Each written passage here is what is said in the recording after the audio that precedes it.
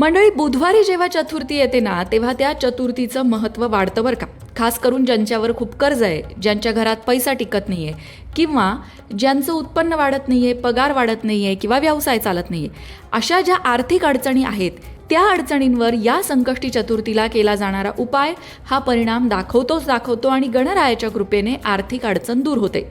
बुधवार हा सुद्धा गणपतीचा एक वार आहे. मंगळवार जसा गणपतीचा वार आहे तसा बुधवार सुद्धा आहे, हे बऱ्याच जणांना माहीत नसेल. पण बुधवारी जेव्हा गणपती बाप्पाची पूजा केली जाते किंवा बुधवारी जेव्हा उपासना केली जाते ना, ती खास करून तुमच्या आर्थिक अडचणी दूर करणारी असते.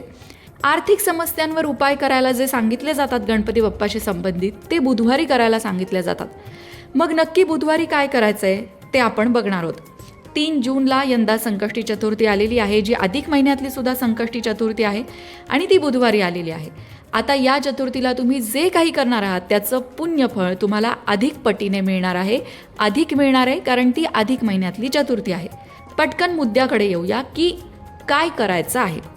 आता ज्यांच्यावर कर्ज आहे, पैशाची सतत अडचण आहे किंवा आर्थिक संकट आहे, त्यांनी या संकष्टी चतुर्थीच्या दिवशी सकाळी उठून गणपती बाप्पाची पूजा करावी आणि पूजेमध्ये पिवळी फुलं गणपती बाप्पाला अर्पण करावी. चाफा, शेवंती अशी जी पिवळी फुलं आहेत ती गणपती बाप्पाला वाहावी. 1 किंवा 5 या प्रकारामध्ये अर्पण करावीत. त्याचबरोबर एक गणपती बाप्पाचा मंत्र आहे, त्या मंत्राचा जप सुद्धा करावा. फार वेळ नाही करायचा आहे, फक्त 31 वेळा करायचा आहे. तो मंत्र असा आहे: श्री गणेशाय नमः, श्री गणेशाय नमः.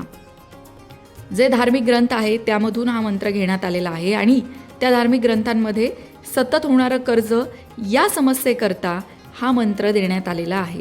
त्याचबरोबर ऋणहारक गणेश स्तोत्र जे आहे ते रोज आपल्या घरी पठण करावं. आता तुम्ही अधिक महिन्यातल्या या संकष्टी चतुर्थीपासून सुरुवात केली की रोज तुम्हाला श्री गणेशाय नमः हा मंत्र 31 वेळा म्हणायचा आहे. त्याचबरोबर ऋणहारक गणेश स्तोत्र जे आहे ते तुम्हाला इंटरनेटवर मिळून जाईल, त्या स्तोत्राचं पठणही करायचं आहे. सुरुवातीला म्हणता येत नसेल तर फक्त ऐकून सराव होईल, मग म्हणा. आता हे किती दिवस करायचं आहे?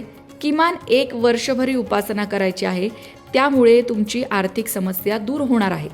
पण या उपासनेची सुरुवात मात्र बुधवारी आलेल्या या संकष्टी चतुर्थीपासून केलीत तर उत्तम असणार आहे. आता ज्यांना सकाळी घाई असते, गडबड असते, कामाला जायचं असतं, त्यांना सकाळी पूजा करायला जमणार नसेल तर त्यांनी संध्याकाळी करावी. तसंही गणपती बाप्पाची आरती आपण चंद्रोदय झाल्यावर करत असतो आणि 3 तारखेला रात्री चंद्रोदय आहे 9:47 तर त्या वेळेला सुद्धा तुम्ही गणपती बाप्पाची पूजा करू शकता आणि गणपती बाप्पाला पिवळी फुलं अर्पण करू शकता. त्याचबरोबर जो मंत्र आणि जे स्तोत्र सांगितलेलं आहे ते म्हणू शकता. आता बऱ्याच जणांच्या मनामध्ये एक शंका असेल की मंगळवार गणपतीचा वार आहे, आम्ही ऐकलं होतं बाबा, म्हणून तर मंगळवारी जेव्हा चतुर्थी येते तेव्हा आपण तिला अंगारक चतुर्थी म्हणतो.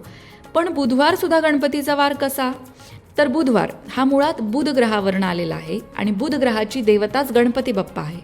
त्यामुळे या दिवशी गणपती बाप्पाची साधना, उपासना, मंत्रजप, स्तोत्र काहीही तुम्ही करत असाल तर त्याचा लाभ तुम्हाला होणार आहे.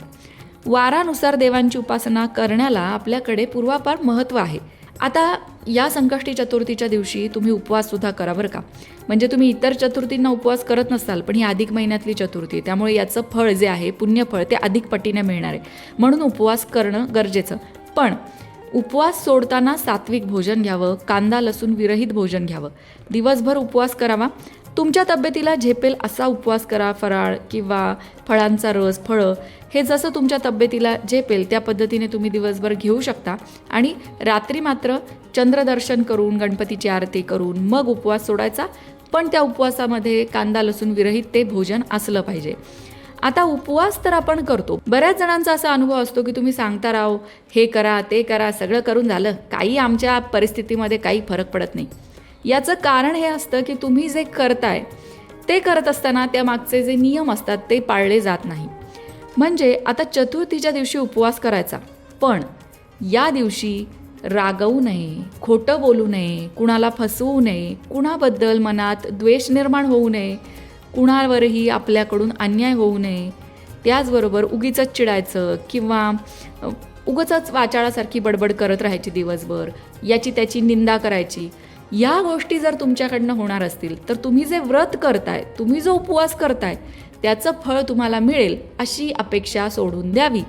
कारण मुळातच कुठलंही व्रत असतं, त्या व्रताचे नियम असतात आणि त्या नियमांमध्ये सगळ्यात पहिलं म्हणजे दिवसभर शांत सात्विक वर्तन अपेक्षित आहे. कमी बोलावं, जास्तीत जास्त आपल्या कामामध्ये मग्न असताना सुद्धा ईश्वराचं चिंतन करावं. त्याचबरोबर कुणालाही अपशब्द, शिव्याशाप देऊ नये, हे सुद्धा आपल्याकडनं पाळलं जात आहे ना, याची काळजी या दिवशी घ्यायला हवी. मंडळी, बुधवारी संकष्टी चतुर्थी आली तर त्याचं काय महत्त्व असतं हे आपण पाहिलं आणि त्याचा लाभ तुम्ही अवश्य घ्या. त्याचबरोबर कमेंट बॉक्समध्ये गणपती बाप्पा मोरया लिहायला विसरू नका. मंडळी, वास्तुशास्त्र, ज्योतिषशास्त्र, अंकशास्त्र यासारख्या विषयांवर तुमच्या मनात काही शंका असतील तर त्या कमेंट बॉक्समध्ये नक्की विचारा. तुमच्या प्रश्नांची उत्तरं घेऊन येण्याचा प्रयत्न आम्ही नक्कीच करू. त्याचबरोबर आणखीन कोणत्या विषयांवरचे व्हिडिओ तुम्हाला ऐकायला आवडतील ते सुद्धा कमेंट करून सांगा, म्हणजे तुम्हाला हव्या असणाऱ्या विषयांवर सुद्धा व्हिडिओ घेऊन आम्ही येऊ. अशाच प्रकारच्या माहितीपूर्ण व्हिडिओंसाठी लोकमत भक्ती चॅनलला सबस्क्राईब करा आणि बेल आयकॉनवर सुद्धा क्लिक करा, म्हणजे आमच्या नवनवीन व्हिडिओचं नोटिफिकेशन तुम्हाला मिळत राहील.